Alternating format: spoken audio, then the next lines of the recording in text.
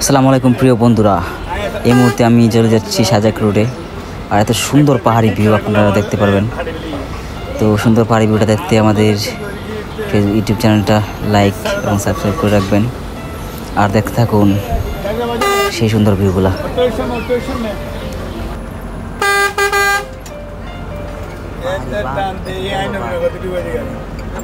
বাসের সামনে বসছিলাম আর ওই সময়টাতে আসলে আমি বাম হাতে একটা কোণা ধরে রাখছি আর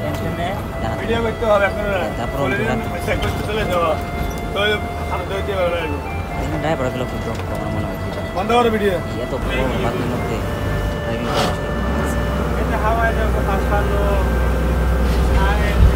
অবশ্য কিছুটা হলেও মাথার মধ্যে মানে ঘুরপাক খাইতেছিল, কিন্তু চারদিকে যে সবুজ সৌন্দর্য প্রায় আমার মুগ্ধ করতেছিল। ডান দিকে পাহাড়, বাম দিকে পাহাড়, মাঝখান দিয়ে রাস্তাটা অসাধারণ। সেই রাস্তাটা আর এই রাস্তায় যাওয়ার পথে অনেকগুলো টুরিস্ট বাইক দেখলাম। আর সবচেয়ে বড় কথা হচ্ছে এখানে ভিডিও করলে একটা রিস্ক আছে, সেটা হচ্ছে যদি আপনি আর্মি ক্যাম্পে ভিডিও করেন আর আমি দেখতে পারি আপনার ফোন টোন সহ নিয়ে যাবে।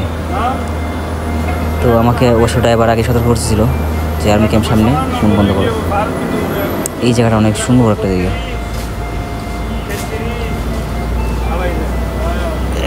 ডান দিক থেকে আপনার পাহাড়ি অনেক নিচে একটা খাদ, প্রায় অনেক নিচে।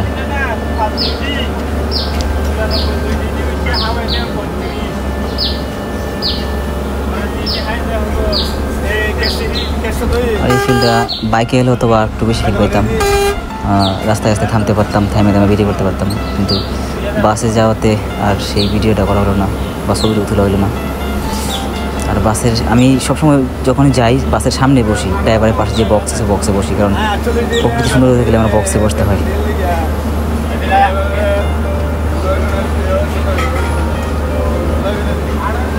আবার এই রাস্তাটা এক এক সময় এক এক রকম রূপ ধারণ করে সৌন্দর্যটা। এর আগে আমি একটা ভিডিও ছাড়ছিলাম, ওই সময় ছিল বসন্তকাল, প্রায় সব গাছে পাতা ঝরে গেছিল। এবার বর্ষাকাল, প্রকৃতি সবুজ রূপে ফিরে এসেছে।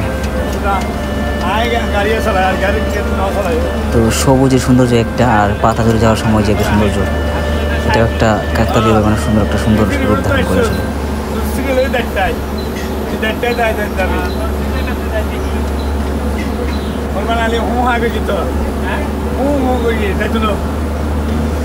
বাংলাদেশের পার্বত্য অঞ্চলে যে রাস্তাগুলো আসলে সবগুলো রাস্তা এরকম।